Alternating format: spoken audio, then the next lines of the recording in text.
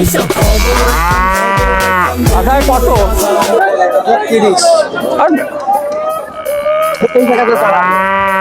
বিক্রি হয়ে গেছে? না, কত এ? দাম চাচ্ছি 55। নেন নেন আপু, গরু কয় টাকা এটি? 125 সবার দাম। আমি কি একটা দাম পাবো? কোন বলেন, দাম বলেন। 55,000। 55 55। বকন গরু কেনেন গা? এমা করে করলে হবে? বকনের হাটে যাচ্ছে 55,000 টাকার গরু নাকি এটি? তাহলে পারে যে একটু কম টম করে কোন আমি না ভাই। দিতে পারি।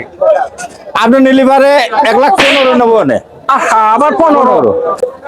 আচ্ছা 200 টাকা দেবো নে। 200 মানে 200 টাকা দেবো নে। বুঝলাম না। আপনি তো বকন গরুর দাম, ধাড়ি ছাগলের দাম বলতেছেন।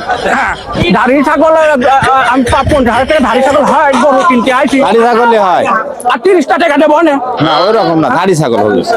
লাস্ট একটা দাম কয়ে দেন। আপনি ধাড়ি ছাগলের হাটে যান, লাস্ট দাম 1,10,000 দেখেন। না অত পট্টা হলি না।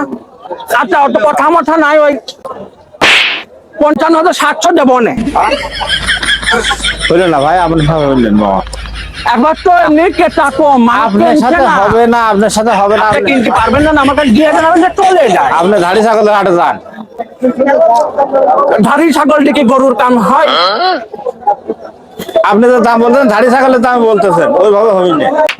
আপনার জন্য একদম 1,00,000 দেখেন। বাবা গো, তুমি যে বাড়ি দিলে চাচা, ওই বাড়ির ওজনই তো 1,00,000-এর বেশি।